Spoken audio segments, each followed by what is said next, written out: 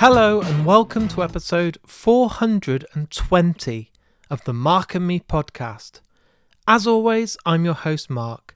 Now coming up on today's episode, I'm joined by the incredible Mia Wray. On today's episode, we get to talk all about her brand new album, which has literally just come out. It's called Hi, It's Nice to Meet Me, and honestly, it's absolutely awesome. Today's chat is really open, really honest, and Mia is such a great guest. I can't wait to share this interview with you in just a couple of minutes' time. But on all episodes of Mark and Me, I always like to use the intro just to quickly touch base and talk about my previous guest. The episode only came out a few days ago, and it was with the amazing Chubby and the Gang. Thanks so much to everyone that tuned in. Loads of new listeners. I saw so many people sharing it, and thank you so much to each and every one of you for showing me that support. But today it's all about Mia Wray, and this is an album that you have to listen to, an artist that deserves your time and has a great story to tell. I've included a couple of her songs on today's episode, which you'll hear just in a second, a short little snippet, and one after the interview to give you a taster of what to expect. But as I said, the album, Hi, It's Nice to Meet Me, is out now, and after you've listened to today's interview, I urge you all to go and check it out. Right, all that's left to do now is to say I hope you enjoy this interview. So here's me and Mia talking all things music. When you met me, a good kind of mercy, that weight feels so heavy, it's so sad. And I thought this was happy and helpless, now you call me selfish, it's so sad.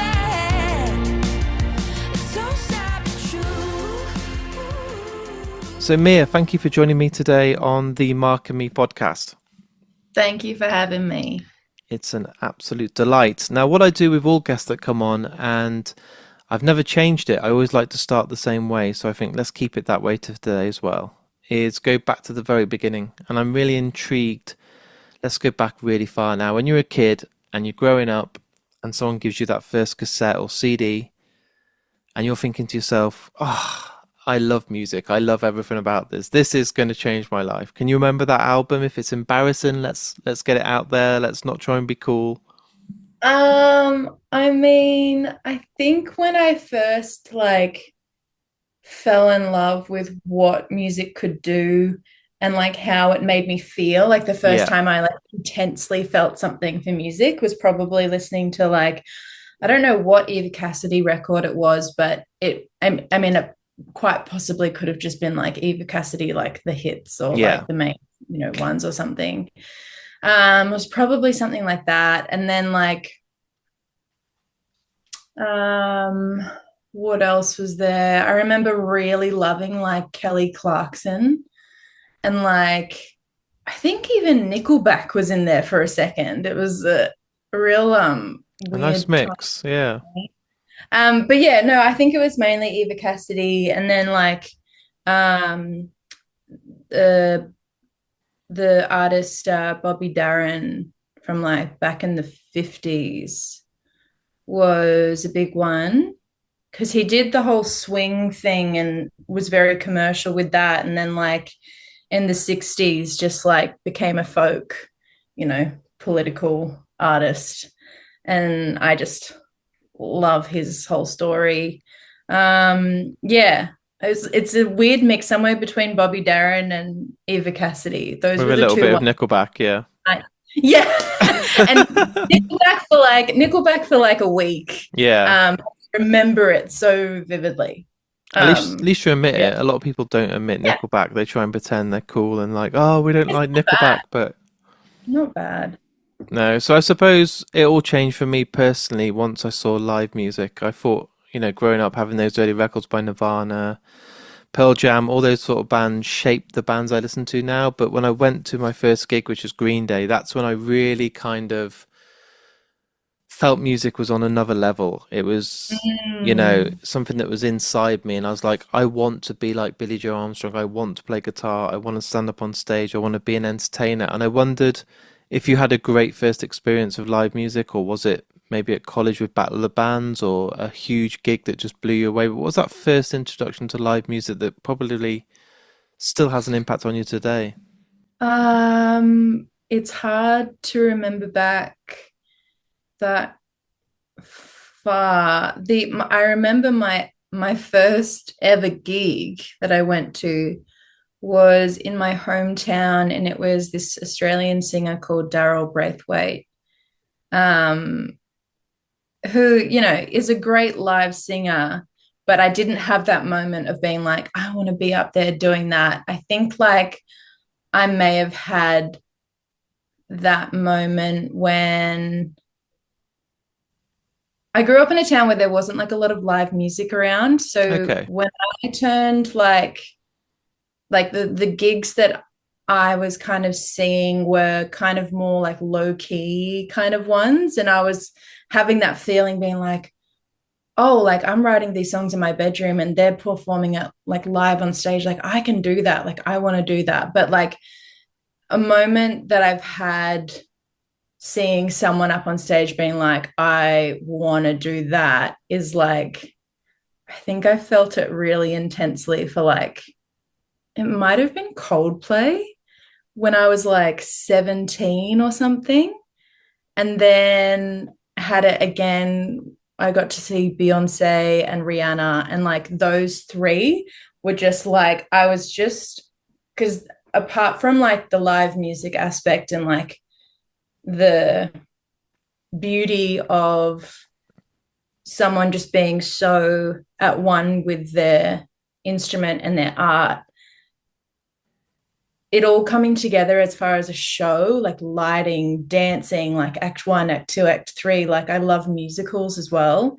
And just like at that stage, having no idea how they kind of pull off the facade of a show and just like truly makes you believe in magic and makes you believe, you walk out of that venue just being like, oh my gosh, I feel so inspired. Like I can do anything I put my mind to, like that kind of thing. And it's just like, I remember that feeling so much. And I think that everything that goes into putting a show together, how the songs flow into the next song, into the next song, and then there's a story, and then there's a lighting change or a costume change. And it's all just like, I just love the craft of all of those things coming together. And I think that is why those artists in particular, like Coldplay, Beyonce, Rihanna, like it's not just their craft, which obviously they work really hard on, but it's when everything else comes in and complements the story or like the narrative. Yeah. And that really inspiring. Yeah, I'm a huge fan of storytelling through music and visuals, and a lot of the bands now I think are having to up their game a little bit with visuals because people are paying money wanting to get, trying to get people out of their house to come along and spend an evening to watch you perform. I think, don't get me wrong, I love seeing a stripped back acoustic performance of someone that can just sing and play guitar. But if you see bands like Sleep Token or Enter Shikari, or like you've mentioned, people like Beyonce, it's like a theatre. It's like a whole production. The lighting, the sound, the visuals, the outfits they're wearing, everything is part of the thing. And I think because so much heart and soul has gone into it, and it's incredible when the artist is so hands-on as well that they've controlled even the cinematography of the show. Totally, yeah. It's I think, amazing. yeah. And but like recently I went to go see, like I haven't seen, I'm very critical of gigs and like not critical of gigs, but like I don't maybe like since I've kind of been in the industry and I know how a lot of things work, Yeah. like it's harder to get excited. I don't know if I went to like if I went to like a Coldplay concert today, I don't know if I'd be as excited because I would be so aware that like this lighting is making me feel a certain way, which is why I think this song is the best thing to ever exist. You know what I mean? Of Like course, yeah.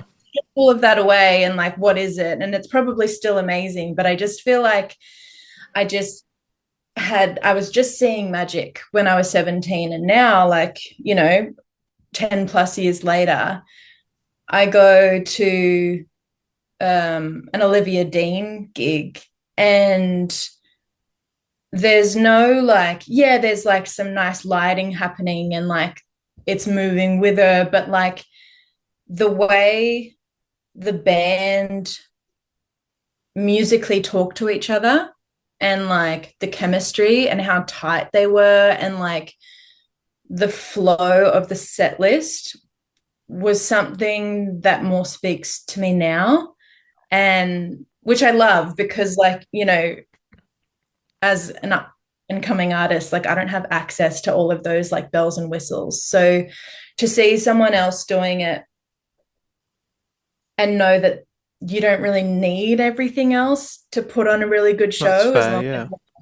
so like that's kind of more what's getting me excited now is just like just having really good musicians communicating through their intuition on the spot and just like watching someone really good at what they do doing that. I don't know. No, I That's agree. what. It's raw, isn't it? It's real and it's organic because it's a bit stripped back and it's about the performance and not so much about the spectacle. But is there a tiny bit of you that is it's kind of tarnished it because you know a little bit now about the magic and how the magic trick is done? So that magic of going and seeing Beyonce and being absolutely Mm, blown away because you're within the industry and you know what it takes and there's certain lightings for a certain reason. And you said you wouldn't have the same impact now with a band like Coldplay. Has it kind of slightly not ruined it, but just took a bit of the shine off it because you're a bit like, oh, I know how the magic's done now. like a little bit. Like I feel like I've seen other bands at this. So I went to go see Olivia Dean at the Forum, which is like it's like a nice maybe 2000 cap theater venue. But it still has that intimate thing about it. And I've seen other, like, I've played shows there. Like, I know what it's like backstage. Like, I know, like, I've seen all behind the curtain kind of thing. And, like, the fact that I've seen other people play there and I've been like, yeah, like, they played well and, they spoke to the audience every now and then and blah, blah, blah. But they had so many bells and whistles and I wasn't really feeling it. Those times I get sad that I'm like, oh, am I ever going to get excited about a gig again? And then Olivia played, and I was just like, oh my God, I'm completely back when I was 17. Like, That's and I've awesome. been backstage there and I know what it's like to perform to like a full crowd in this room. But still, I'm fangirling so hard and I just like never do that. So, like, sometimes I do feel like my experience in the industry has like tarnished my ability to get excited, Yeah. just be a fan and not be critical, not be like comparing myself, just like let myself be a fan. But then there's shows that I'm just like, it's so easy for me to just be that because like they're just so good at what they do. It's just like they could be anywhere. They could be in the freaking supermarket doing it. Oh my God, this is so good. So So where was um it? We've obviously spoke about the live music and the first records you've heard and what got you excited and even Nickelback. But I was please stop mentioning Nickelback. I'm It gonna was hold like a that against week. you. I'll be like my headline for the podcast will be Mia talks about Nickelback and tag them in and we'll just make the whole interview. The artwork will be you standing next Oh to no. Chad and Caprice. this will haunt you forever. But what I'm really intrigued in is where it came for you, that moment when you decided that everyone grows up wanting to be like Kurt Cobain or like Britney Yeah. Spears or wants to be a pop star or wants to be famous. But there's a moment when that dream actually can become a reality and it either you go off to university and you study and that dream then fades out or you get married or you meet somebody. But for Mm. you personally, where did that journey start where you did pick up a piano and start playing some notes, or you found that you had a voice, or you just had something in you that was like a spark that made you think, I want to go at this. I think I can do what they're doing. Yeah. Um, I'm not sure where it came from genetically. Yeah. Like my parents my dad sings a little bit and will play a little bit of the guitar, but more as like a hobby and not as like a like not seriously, if that like he Yeah, knows of a few. course. But both of my parents have very deep passion for music, but they just don't really have much music in them. Um, but I'm the youngest of three, and I'd say that my two older sisters are very like when they're together, especially with my mum as well, like they can all be really loud. And I think I was struggling to maybe find my voice amongst the crowd. And, being the younger sister, no one really ever listens to the younger sister kind of thing. And so I think maybe that built up more and more and more until I finally found an outlet. And, I didn't have, I had some friends, but my outlet wasn't social. I didn't get a lot out of that. I found it quite draining. And so we had a piano that my granddad and my grandma left to us when they passed away, which was moved up 2 states to like get to where we lived. And the only place it would fit was in my bedroom. And so I think the convenience of that was a very kind of important part in me discovering this thing. And I'd always like really loved music and like, games like SingStar and stuff like that. Like I would always like, my sisters would get annoyed at me because they'd be like, oh, Mia's always winning. Like it's so annoying. Like she must be cheating or something. And I just thought, I was like, well, I'm just keep getting beginner's luck. So like, I don't know.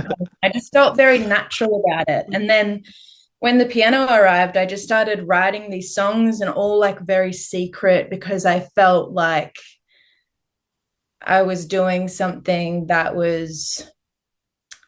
felt like it was attention seeking. So I would hide it. And then my sister busted me one day and she thought I was playing a CD. And then she was like, Mom, come here. Like, you've got to see this kind of thing. And I thought I was in so much trouble. And then my sister was like, do that thing again. And I started like singing this song and they were like, what the fuck? And I just kind of was like, this feels really, really authentic. And I feel a surge of like magic through my nervous system when I play or when I find an idea that I feel is like really magic. It's like that same feeling I got from when I saw like my first like Rihanna concert or like Coldplay or whatever, like I was tapping into that thing. And I think I just got addicted to it. And so I wrote all of these songs and I would always show it to mum. Like as soon as I'd finished, I'd sit down mum and be like, okay, there's this new song. And she would always be so honest with me. And, there were some songs that she was like, oh my God, that's amazing. And then there were some songs that she was like, I mean, yeah, kind of thing. And so I just kind of like loved that because it made me want to keep pushing. And ever since then, I've just kept pushing and I've gotten addicted to working on the craft and getting so much satisfaction out of the craft getting better and it feeling easier to deliver on stage, especially with like stage fright. Like I used to sing behind a curtain and like now I can, still with nerves, but I can perform to a lot of people. And it's kind of just like, I just got addicted to that growth and like also like recognition that someone thought I was good at something that I really loved. And it, in a good way and a bad way, gave me worth because I've had this weird balance of being like, okay, well, without music, am I worth anything? Because you wonder if you've made certain friends just because you're good at this thing. And would you still have those people if you weren't? And so that's kind of come into play here and there, like growing up and doing music as a profession, I guess. But I've never questioned it not being my career. Like I've just never, like sometimes, when money's really, really tough, and so often is, I've thought, okay, well, maybe I need to get a real job, or, Yeah. like I'm not that lewd, like I'm not that crazy that I think that, yeah, this will work out fine financially. But I've just had such tunnel vision for it that I haven't really given myself a choice, because it's just not a question. And I've always felt so grateful that in school, when a lot of my friends have no idea what they want to do and they go to university and then they change. See, I don't even know what you do at university.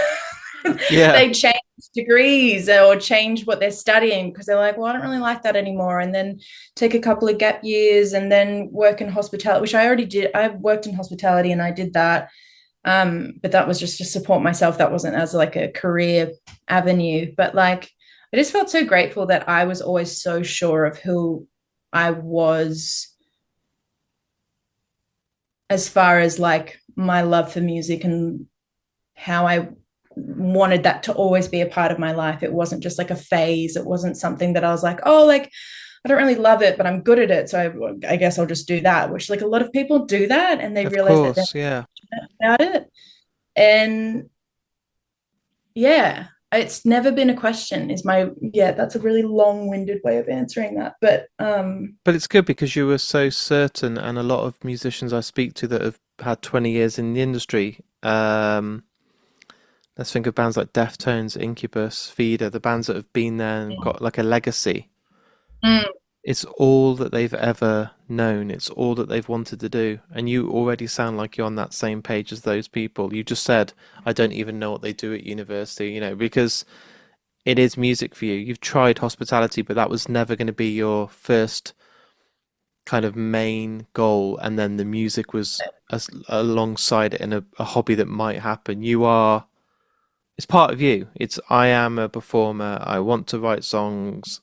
Your family are giving you the backing. Some people I speak to are like, my parents will keep telling me I need to go and get a proper job, and that's always been a mm. stumbling block. But your mum's giving you feedback on your songs, and honest feedback, Oh, which is great. It's not just like, yeah, Mia, every song you've ever written is the greatest ever. We love you. You're so precious. It's valid, really honest, constructive feedback. And who else are you going to trust in more?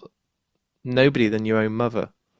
yeah, there's like a really good balance of like they are so incredibly supportive, and like if I fully run out of money, but I'm still like kind of working really hard to like invest in the business, and that's why I don't have any money. Yeah, Like I was able to live with my mum a few years ago for like a year and a half, and that's how supportive she is. But she's not going to give me like, she's not going to enable things so then I get lazy. Does that make sense? of So like as long course. as I'm working really hard at the thing, she'll support me no matter what. If I got lazy and I just wasn't doing music and I was just expecting her to still support me, then that's like a different thing. Like she wouldn't enable that. So I just feel so,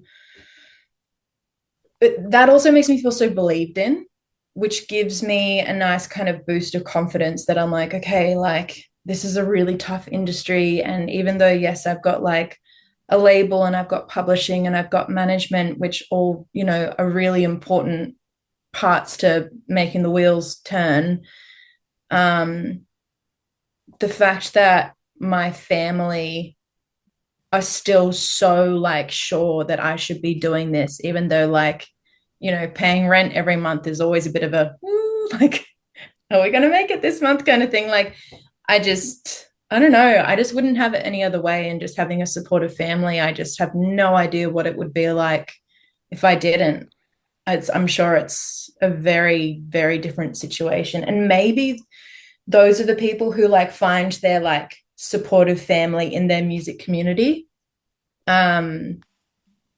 which I haven't had to lean on that much because my family are so supportive. But you know, I've the last like maybe 2 years, I've started to get more and more involved in like the Melbourne music community, and just kind of like that's been really good because being an artist can be really lonely. And a lot of like, you know, my family sometimes don't understand, like they're very supportive, but they don't understand what it's actually like, especially as a solo act, like how lonely it can be. And so finding support and comfort in the music community here has been like really important as well. So it's like I just feel very lucky that like I've got no one kind of really saying to me like you shouldn't do this, you should just give up, you know. Of course. I'm And I sure like think a that's lot so of important. had people will say that to them. Well, the thing is, what I've noticed is there's a huge difference in people saying they want to be famous and successful and they need to be famous and successful. And I think there's a real, and I'm not criticizing people here, I want to be really careful, I don't want to offend anyone, but I've seen people that tell me they really want to be famous, they really want to be successful, they really want to go out there and be the biggest star out there. But when it comes to actually delivering and putting the work in, they're not prepared to go to the level that I've seen people have done to be successful. And it's a bit more of a dream. Yeah. And there's a reality where, and I've already got this from just talking to you today for half an hour, I can feel that you would do anything, absolutely anything, you know, if it meant living at home and, you know. But but not necessarily to be famous. I just more like I mean to do music that you yeah, are able. yeah. I don't expect you to be Lady Gaga selling out stadiums all over the world next year, but No. that might not mean a lot to you. But you are someone that will do everything it takes to make sure that you don't have to go down the second road of Plan B. You will do everything you can to still write music, to release music, and to play Like music. yeah, like I the thing that really fills my cup is community amongst the people who connect with the music. Yeah, So that's, you know, we just did a European tour, and like, you know, we're still figuring out the market there. And like, we had, I think, like 80 people turn up to Paris and like 30 people turned up to Brussels. And like that Brussels show, like, if I look at it one way, I could be like, oh, I'm a failure and like this is shit and I should just give up. But on the other hand, most of those people that went to the Brussels show all traveled into that city for maybe like a couple of hours just to come to that gig. yeah. And some of them wrote me letters and bracelets and gave bracelets. And like that to me just absolutely makes everything so worth it. And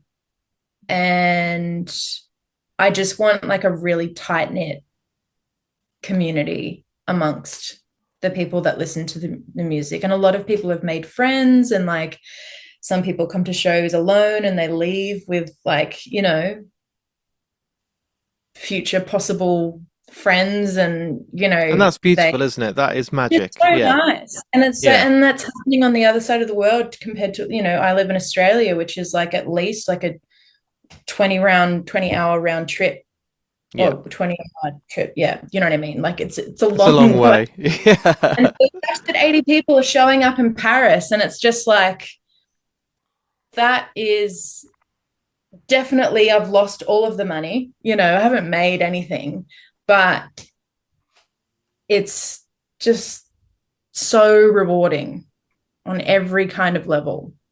And as long as I can try and keep doing that, I'm going to try and keep doing that. Eventually, you know, money will run out, and I don't know, but I just don't care because I'm just like, I can't worry about that. I just have to like try my best right now and keep just being me, because as soon as I try and as soon as I get insecure, so then I try and be something that already exists because I know that that's going to sell. That's immediately I've It's lost game the game. over. Yeah. Yeah. And how important is that you're authentic, because you've done that from day one to today? I mean, I'm trying. I feel like the album that's about to come out, there's like definitely parts of it where I'm like, fuck, like I'm really trying to like do a thing there. Like I feel like, you know, when like Billie Eilish and Phineas Yeah. define albums by fear or fart. Yeah. Yeah. So like I feel like this album is like mostly a fear album. And there are parts of this record where I'm like, oh, there's me. I like that's the bit that I'm going to tap into more on the next record. And I feel like there's always so much pressure on like the debut album and like it's got to be amazing. And I'm just kind of like, well, fuck, like people release like 50 albums. So why is there so much pressure on this first one? Like I have every intention of releasing that many albums. So I'm just going to like call shit out as I feel it and not be like, oh my God, I think this is the best record ever. I'm like, nah, it's just a moment in time. And there's parts of it that's really beautiful. And there's parts of it that I'm like, it's just a bit vanilla, you know? But that's fine. That's okay, because I can't put it in the context It's a of good music. pop record. Yeah. I don't think it's going to change lives, but like it's going to change the right people's lives, because those are going to be the people that are in tune with the community. And like, that's all I care about. Like, I don't care about like the people that aren't already like, do you know what I mean? Like, I completely get it, because I think there's two different types of victory here. One is you have an incredible debut album that is a legacy that people will talk about forever, but you'll always chase trying to reach that bar again. And I've seen so many bands do it, and it's not growth. Yeah, it's not a negative. Jeff Buckley, one of my favorite songwriters of all time, left one of the greatest debut albums ever, but that's all he's got to his name. Now, Pearl Jam get in the same category, but then I like bands like Radiohead, I like bands like Paramore, I like bands like Thrice, where their debut albums I don't even listen to. I don't go back to them, because they've evolved so much. They're not the same artist anymore, and that's why I now listen to Paramore's latest album, and I'm like, wow, Hayley Williams is singing completely differently. The musicianship is different. The dynamics are different. They've got a lot more going on. The guitar's a lot more intricate. Like, fuck old Paramore. Like, it doesn't mean anything. Like, I don't like them, but they don't care. They're not sitting there going, how do we replicate the first album again and again? They just left their mark and then left that as a benchmark. And I believe as a band have always kept on evolving and doing what they want to do and tell the stories for that time. Yeah, I believe that a true artist cannot be a time capsule. Yeah. And if they are a time capsule, they've tapped into something that's getting them maybe a lot of money, or they're going forward in a financial, you know, some people have kids and then they're like, okay, shit, like that's all I care about now. So I'm going to use this and get as much money out of this and just keep reworking the same old shit because I know it's going to sell. Perfectly said, yeah. To support my family. I love that. I fully support that. I'll probably end up doing that one day if I have kids. But I don't think you're being authentic if you're just trying to like milk. I don't know. Is there a saying about milking cows?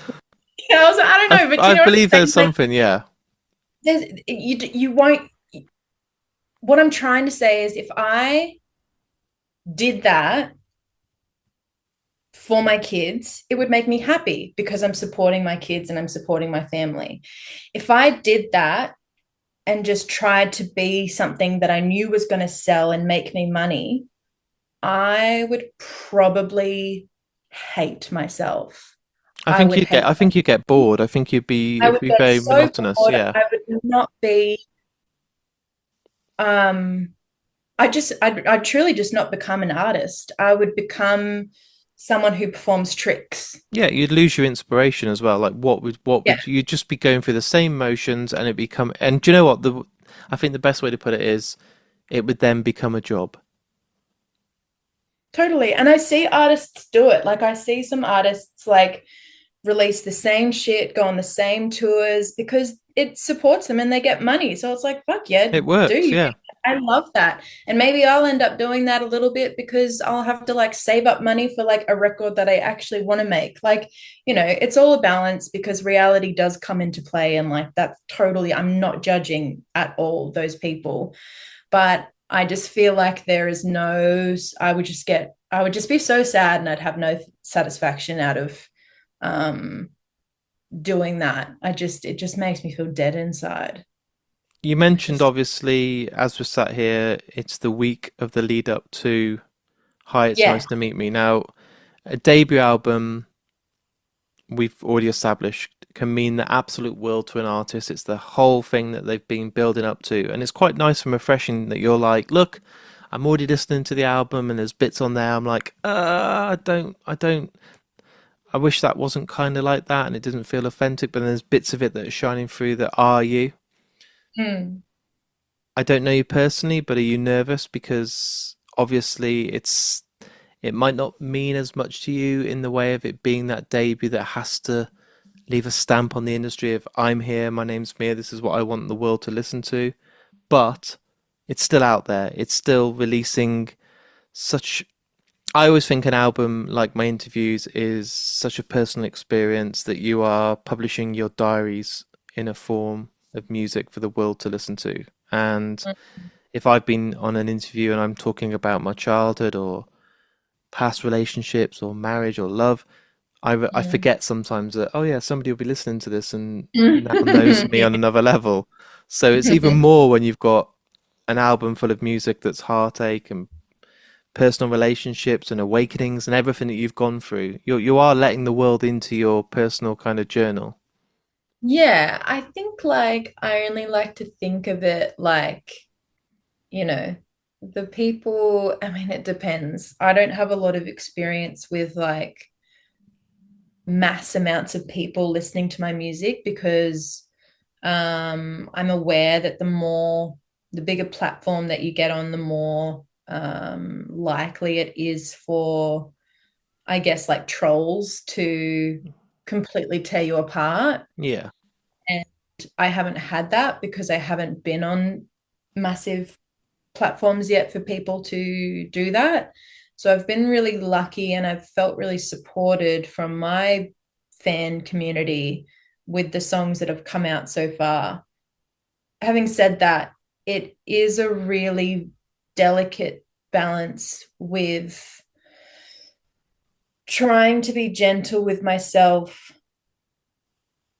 because I've been so vulnerable and like being gentle with myself in the like for example like you know I was with my ex-partner for 7 years and then I met a girl and I went overseas for a bit and I came back and then I broke up with my partner and then had this like queer awakening. I'm concerned that his family is going to listen to this record and just hate me forever. I'm concerned that people from my hometown who are maybe a bit more conservative are going to completely disregard me as a person because of my sexuality. I'm concerned, that the list is endless, Of really, because course. I'm so honest and open, and through my honesty, that can sometimes hurt people. So the more I think about that, of course, naturally, the more anxious I get about that. But again, if I wasn't doing that, I'm not an authentic No. artist. And that is the thing that gives me the most satisfaction. Um, Is there a little bit, because but as you're saying it, for me, the question in my head is you might hurt a little bit of your ex's parents' feelings. You might hurt a few mm, strangers in your community. Remember, they're strangers because if they were friends, they wouldn't be no, hurt. totally. Yeah, So totally. Yeah. you're hurting My friends. strangers. Yeah, you're hurting strangers' feelings. Surely, when you weigh up the odds, that doesn't really matter because you're being authentic. And if you weren't and you're worrying and fluffing things up not to upset somebody, then you're only hurting yourself. Yeah, 100%. I agree. But as far as like, yeah, I think, yeah, I have mixed feelings about this record because on one part of it, I'm like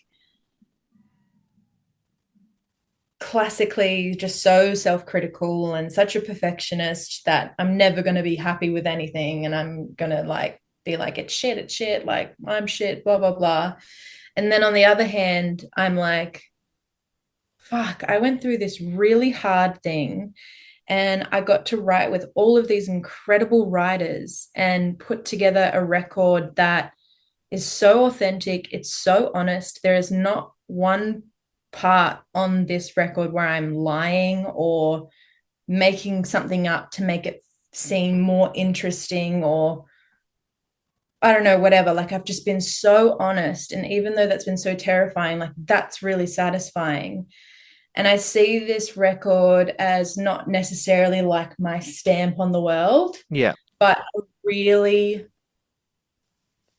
um a really exciting and like positive step towards the next thing. Like I think like some people are like, oh, is this album like a closing of a chapter or an opening? And I definitely see it as an opening. I see it as a bit of a scared opening, but I think if you're not scared, then something's wrong. Got to be scared in art, of I course. think. Otherwise, it doesn't feel like you're taking any risks, does it? Yeah. But I don't know. Lots of my whole answer to your question is many mixed feelings, I think. Yeah. But I once it's can out there, it's kind of, and I'm not trying to scare you now because it's only four no, days and once away. it's out, it's out. But it's too late, isn't it? It's like, well, there you Yeah, go. Like if I know. And there's your some sort of ex's dad's upset, well, fuck it. It's you can't suddenly pull the album. You can't pull the album back and be like, I'll change that lyric. You know? no, I'm at peace. I'm so at peace with it. And like when I finished the like when we finished mixing, it's been like a really long time since then. So like I'm very at peace with this album. I feel like it's already been out for like a while, even Yeah, now. So I'm kind of just like when it's out, I feel like I'm gonna have a bit of a like delayed reaction because I'm just gonna be like, oh, like I feel like I'm already in album two, like that great, like it's out kind of thing. But I'm like, yeah. of course. So I need to remind myself to mark the occasion and celebrate it and allow myself to just feel release of like, you did it. And now move on to the next thing. But So, sometimes I just so straight is on to the album next. two already pen and paper? Are you sitting down, demos, Yeah. ideas, lyrics I feel already like kind of? I hope that I'm always doing that regardless. Yeah, But I've definitely had it on my mind for the last like 6 months, maybe 5 months. that's exciting. Yeah. Um, there's a few, there's a lot I learned from the way that the first album was made that I would like to bring into the next album and do a lot differently, which is so exciting. Um, yeah, growing. So you mentioned your European tour, which had some really busy dates. The UK shows massive success. Feedback was great. I read all the comments on social media, and I don't know if you get time to read them or you try and avoid the trolls, but I didn't see any Oh no, trolls. Everyone's lovely. no, no. You're very lucky. I hope that always is the way for you because, you know, it only takes one person to say you're rubbish and all the thousands of people that say you're wonderful kind of fade away and you're like, why is this one troll who I've never met breaking I my know, heart? I know. But even your YouTube comments on your performances, I saw one where you went on, you're like, look, I'm not sure if this is going to work. You're sitting with your keyboard and you're playing and you're singing and you're like, this could be rubbish. You're already doubting yourself and setting yourself Hmm. up for failure. And you were fucking incredible and absolutely, Yeah, absolutely nailed it. And I was like, I need surely, to stop. surely you've got some confidence to come back with from the UK and the European tour, knowing that it is a great success. Okay, some venues weren't absolutely rammed, but you must have come back feeling positive and excited to hopefully do it again one day. I feel really positive because the people that did show up were just so like every show, even though it wasn't many, everyone was just so focused and so fixated on the music. And like that's the thing that kind of makes me feel like, okay, like cool, there may be only 80 of you, but if you're this fixated and focused and loving this show, I'm guessing you're going to bring a friend next time. So like I've got confidence that I can grow this market. It's just, Exactly. That's a great way to look at it. Like, if I think I think it's very toxic to kind of compare yourself at such an early stage to others, and oh, I do that all the time it's too. just the worst. I hate it. I'm always like, why has this person got so many more followers than me? What's this person? Why is this video done so well for Yeah, them? like But like, I find myself being a full hater. Like I'll like see someone's video come up and they'll be like doing the same kind of song thing that I do, but it will have like 11,000 likes and like hundreds and thousands of views. And I'm like, what the fuck? Like, why? Like, what did I not do oh, right? Yeah. like, what am I doing wrong? Kind of thing. And I just become this like jealous hater and I'm comparing myself. And those are the moments where I'm like, okay, I just need to delete this app for a bit because I've completely lost control, like total view of why I do what I do. I It's so think, hard to get yeah, wrapped up in the numbers data can be of crippling, and I think the way I've learned to deal with it right now, and I'm in my 40s, I'm an old man, but what I've done is Khloe what I Kardashian turned 40 and she was just like, she like, no, I watch the Kardashians. I love it so much. But like 40 seems like the peak. I feel like See, you've worked out what it's all about at 40, but then you've not got as long to then do something with it. So you've spent all your 20s kind of not knowing what the hell you're doing or what it's all about. yeah, yeah. In the And then 30, thirties, what? you're kind of taking bits that you liked and getting rid of the crap and filtering out all the toxic and bad people. And then when you've got it all in place in your 40s, you're like, oh, I've not got the energy to now do anything with this. I'm too old. I'm too Mm. tired. I don't want to be up till 2 a.m. at a house party. I don't want to be at a gig. Yeah, If, but you know, what are you going to be saying when you're like 56? You're like, fuck, I wish I was 43 again. so true. So So true. maybe just like But I think about that, like when I'm like, well, when I'm like 37, I'm gonna be like, fuck, I wish I was 30 again.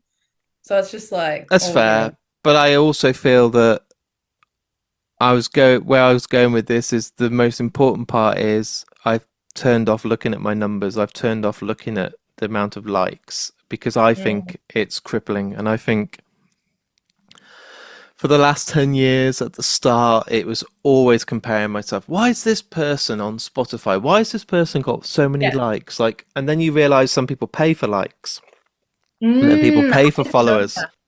And I have to remind myself, like, why is that person only got 3 likes, but they've got 100,000 followers? And like, okay, they've paid for bots. Like, I get it now. Yeah, yeah, So yeah. it really doesn't mean shit to me. And when you talked about 80 people in a room and they're all really passionate and they might bring a friend, I would rather 80 people are there for me and have bought tickets to see me than a Mm, room like an arena where they're there to see the main band and you're supporting and they're like, oh, hurry up, I want to get to the band I've paid for.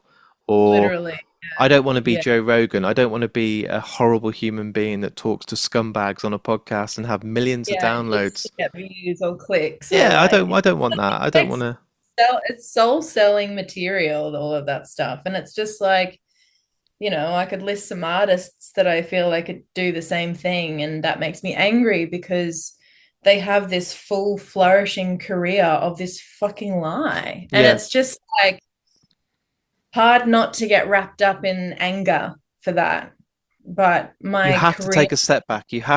yeah, You have to reflect. And if you don't, you'll become one and you'll become part of the just yeah, masses.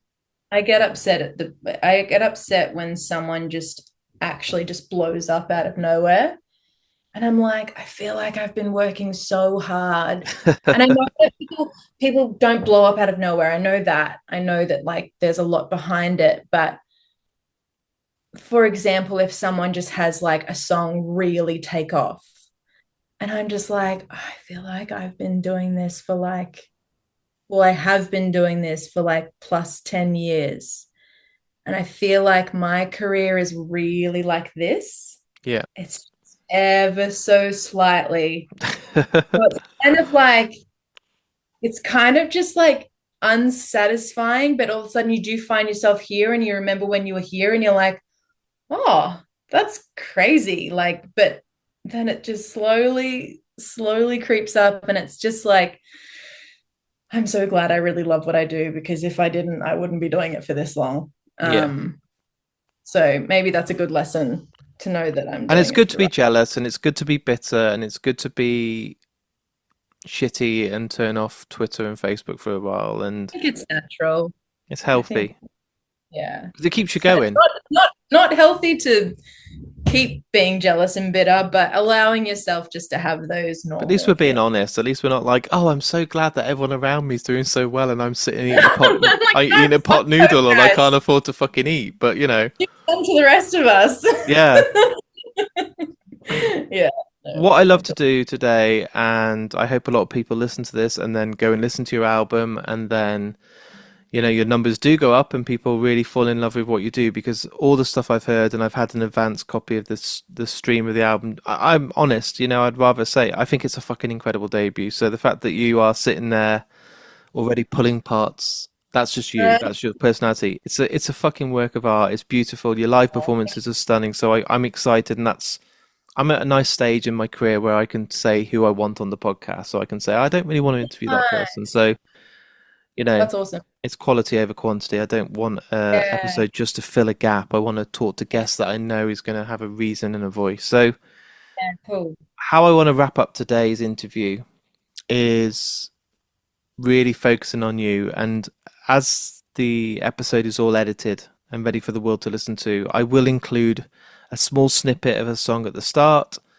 one at the Cool. end by you. But then as the outro's done and it all comes to the end, you can choose a song by any artist in the entire world that means a lot to you. And I've never changed this for 8 years of podcasting, but it makes it so personal. But I'm going to put you on the spot, so you're not going to come back to me in a few days. You're not going to get to think about it. Yeah, I have to say it right now. What's a song that means hell of a lot to you? Hasn't got to be the song that you have at your funeral. Some people just always go with that option, but the song that I really don't even know what that song you're is going to really be. passionate and would wrap up today's interview. So it's all finished. Someone's just about to hit stop, but there's a song that plays. What would you love? What's the song that comes to your heart and soul right now in the moment? Only Um, one choice. oh, it's so shit.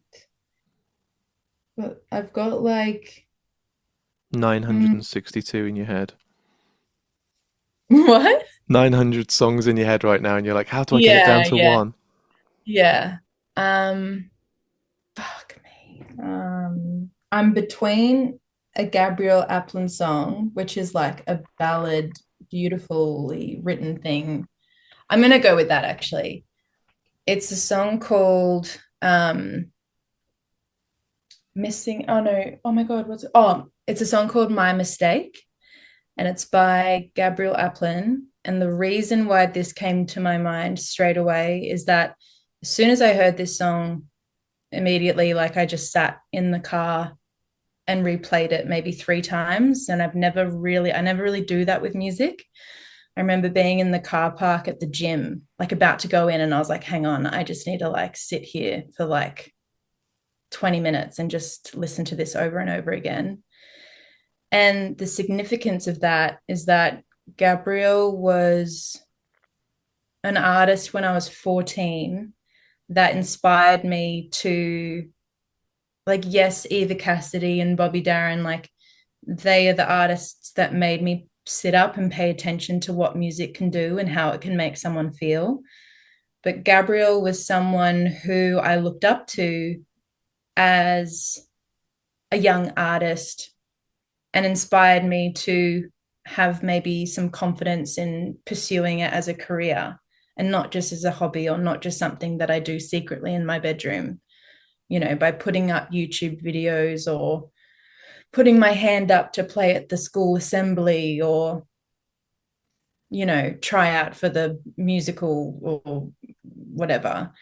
And when I had come to London, 10 years later, maybe more, 13 years later, to do this writing trip, whilst I was amongst the turbulence of leaving my partner at home, having just have met this girl and wondering if I'm queer or I've got this really big crush on this girl, and it's not just a crush, it just feels really intense, and also what this girl represents. And I had this writing session set up with these two guys, Seaton Dawn and Ash Howes, and I found out 2 days before the session that Gabby wanted to join the session. And then we wrote Tell Her together, and we wrote Ghost in My Machine together. And I went out to dinner with her after one of the sessions, and it was just like, they say never meet your idols, but I'm so happy that I met her, and that she's a part of the record, because she is the reason that I pursued it in the first place. So this song is... How perfect is that for a reason? That's amazing. Yeah, it just makes so much sense in my brain to do that song. That can only be one choice when the story's that good for the reason. And it feels like a nice 360. Like we started with inspiration and we've ended with that. So I think it's a lovely, perfect kind of nice round trip. Yeah, it's such a good song. Look at that for timing as well. We've got 2 minutes left, which is amazing. So good luck with the release this week, even though it's album 2's in the works already. I'm just trying to be grateful for the opportunities and be in the moment, but I'm not gonna let it decipher oh, I'm shit or I'm not shit. I'm just whatever. I'm just gonna have fun talking to the people that are interested, because I love just talking about music. Of course. And then I just really need to not have any expectations, because that usually makes me the happiest. Keep it that way. It's going to be hard to do, but keep it that way. Don't read every single comment on Friday when it's out and people saying, "Oh, I don't like it." Fuck that person. Yeah. And I'll just say thank you. yeah, and thanks. Really appreciate your feedback. Blog. Yeah. But I've really enjoyed talking to you today, and thank you for coming on the podcast. You too. Thank you so much for having me. I hope our paths cross again. Yeah, amazing. Me too. Thank you so much. 'Cause I feel like my heart is on fire. I think that I could burn this house to the ground. Maybe I'm just losing my mind. I wanna figure it out. Why can't I figure it out? 'Cause it's only love. Yeah, it's only love.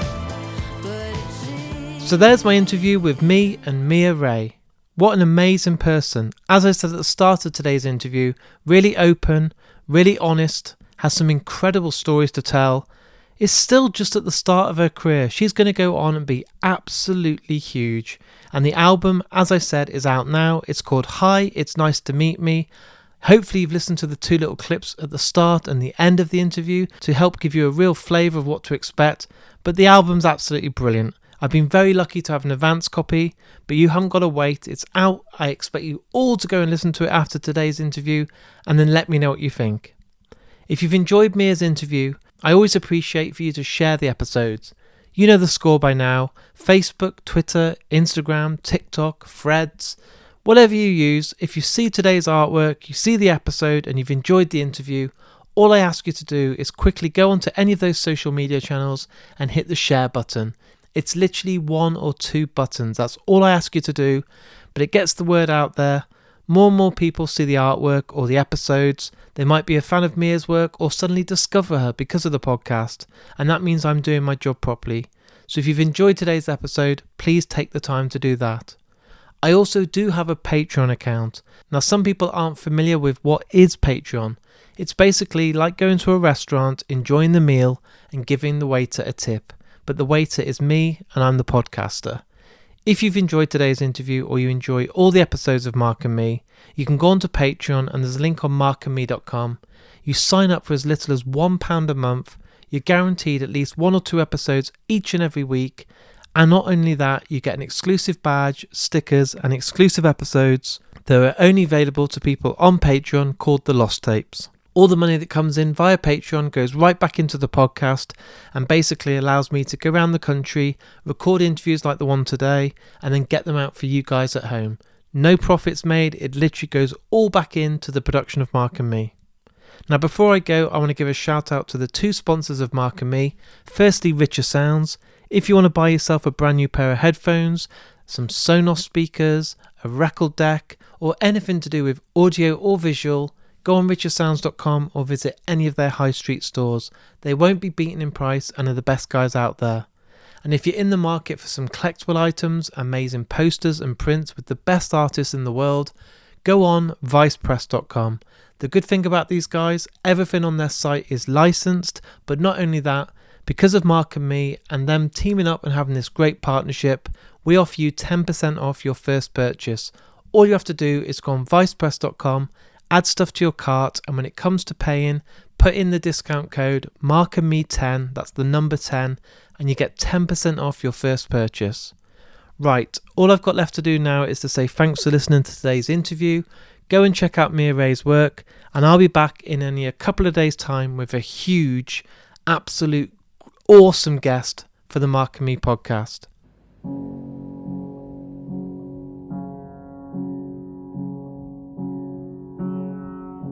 I got up late again today, and I'm scared of everything. I don't dare to dream. I got a dark imagination.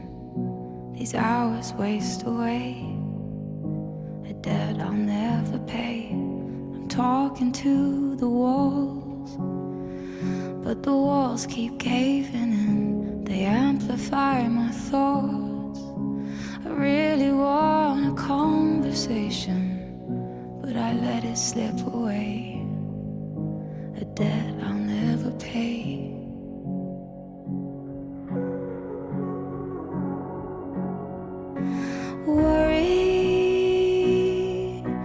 Worry, oh, it's funny how it changes when nothing really changes at all. Am I jaded? Am I meant to feel this way? I'm a loser, getting beat by my own game. But if I falter, well, at least it was my mistake. Oh, at least it was my mistake. 'Cause I choose to be this way.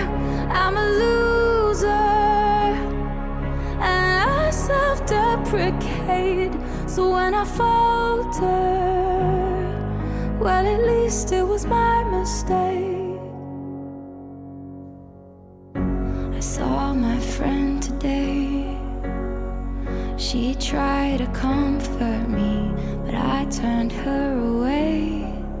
There's magic in this misery, so no matter what you say, I don't think I'll ever change.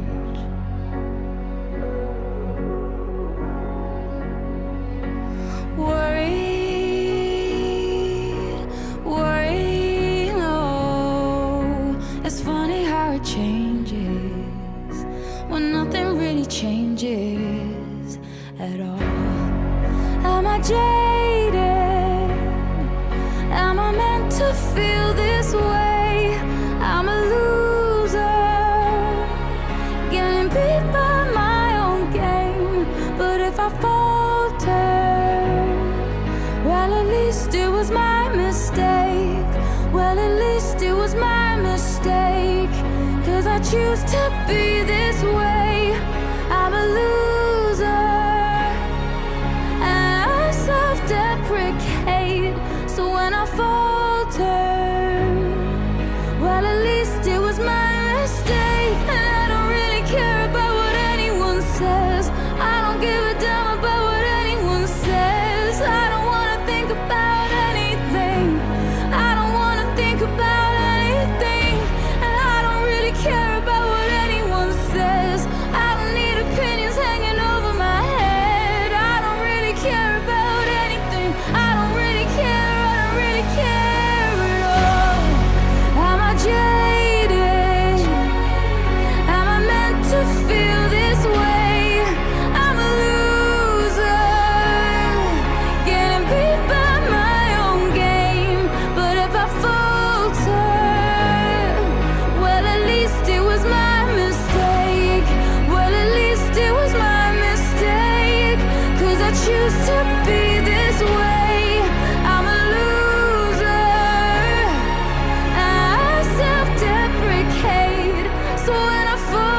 turn.